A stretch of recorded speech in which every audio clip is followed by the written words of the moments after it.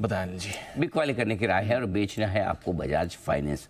और आज मैं कैश लेवल दे रहा हूँ। आप सोचोगे अरे आप तो फ्यूचर वाले में तो हमेशा फ्यूचर के लेवल देते हैं, आज कैश के लेवल पहले लेवल तो नोट कर लो फिर बताता हूँ क्यों। 7,300 ये आपका स्टॉप लॉस का लेवल होना चाहिए। 7,015, 6,860, 6,785 ये लेवल है जिसके लिए आपको बिक वाली करनी है। फ्यूचर में बेचेंगे अगर आप ट्रेडिंग के लिहाज से तो आप अपने लेवल से एडजस्ट कर लीजिए, लेकिन कैश के लेवल क्यों बता रहा हूँ वो आप कमेंट्री सुनने के बाद आपको समझ में आएगा क्या हुआ है जिसकी वजह से बिक वाली। कल देर शाम आरबीआई की तरफ से एक सर्कुलर आया है, उसमें उन्होंने ये जो अपनी डिजिटल लेंडिंग करते हैं ई कॉम और साथ ही EMI कार्ड के थ्रू, इंस्टा EMI कार्ड के थ्रू, इस पर उन्होंने रेस्ट्रिक्शन लगा दिए हैं। उन्होंने कहा कि भाई आपने कई सारे नियमों का पालन नहीं किया है, इसलिए अभी आप ये दोनों बिजनेस बंद कर दीजिए। जब तक आपका नियमों का पालन नहीं हो आप ये काम नहीं कर पाएंगे। अब दिक्कत क्या है जी? दिक्कत ये दीप कि ये दोनों बिजनेस एक तरह से इनडायरेक्टली आप ये समझ लीजिए सूडो क्रेडिट कार्ड टाइप है। हाँ।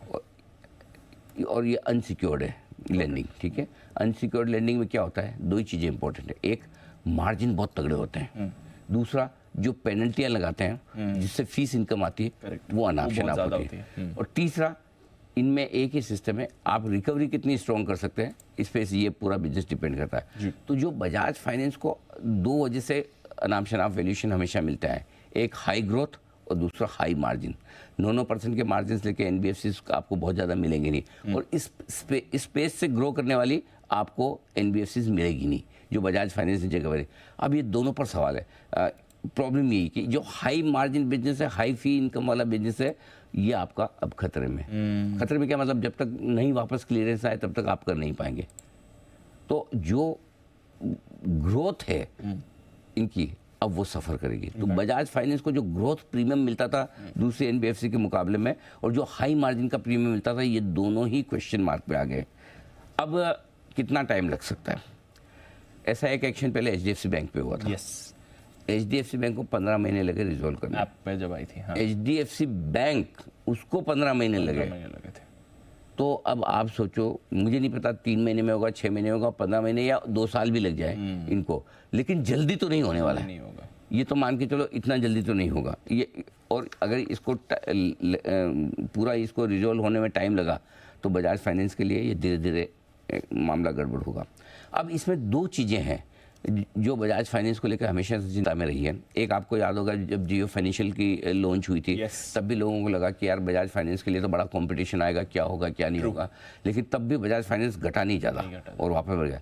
लेकिन अब ये दो समस्याएं इनके लिए, एक और आपके लिए रेगुलेटरी एक्शन हो रहा है, दूसरी ओर आपके लिए बहुत तगड़ा कॉम्पिटिशन है।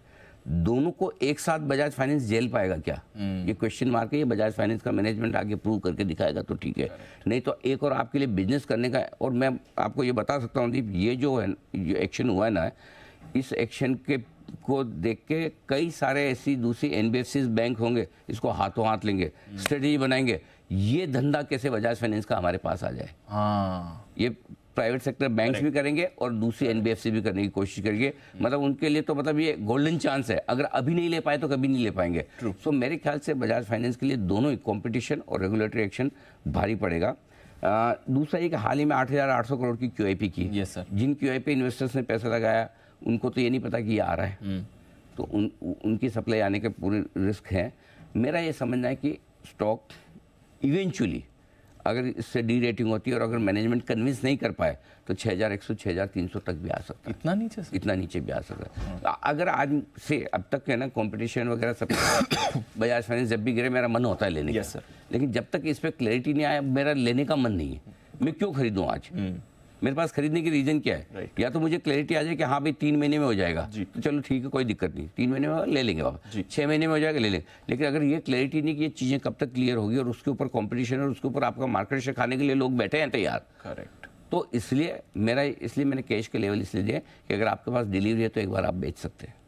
आप रेयरली ऐसी एडवाइस? रेयरली देता हूँ, आप डिलीवरी बेच सकते हैं आप चाहें तो, ये मेरी एडवाइस है। जब क्लैरिटी आ जाए वापस ले लीजिए, क्योंकि अगर स्टॉक डी रेट होना शुरू हुआ और 1-2 क्वार्टर अगर ग्रोथ नहीं आई इनके, ये क्वार्टर तो चलो जैसे तैसे निकाल लेंगे आप, आगे से क्या, तो ये भारी पड़ सकता है। तो जो प्रीमियम वैल्यूएशन प्रीमियम जो मिल रही थी बजाज फाइनेंस को, वो प्रीमियम पे क्वेश्चन मार्क हो सकता है।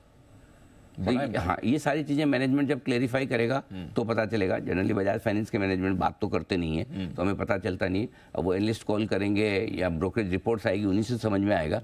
आज तो जो रिपोर्ट आई उन्होंने अभी तक, क्योंकि कल ही हुआ है, जब तक वो मैनेजमेंट से बात करके नहीं समझेंगे, हो सकता है छोटे में निकल जाए, ये भी संभव है कि मैंने, बट पुराना ट्रैक रिकॉर्ड जो है, मैं तो HDFC बैंक के ट्रैक रिकॉर्ड से जा रहा हूँ। Yes, अगर HDFC बैंक जैसे बैंक को, जो नंबर 1 बैंक है, उसको इतनी दिक्कत आ सकती है, तो फिर बजाज फाइनेंस इतना इजीली निकल पाएगा, मुश्किल है। और उसके ऊपर कंपटीशन सबसे ज़्यादा इन्हीं की है। यस सर, ये है आपने। ओके, बड़ा इम्पैक्ट है बजाज फाइनेंस। और जैसा अनिल जी ने कहा, आज के लिए स्टॉक ऑफ द डे ले लें, बट एक बार अगर आपके पास डिलीवरी में है तो उसे भी निकाल सकते हैं। दोबारा एंट्री का मौका फिर से मिलेगा, फिर से स्टॉक में आप खरीदारी कर लेंगे।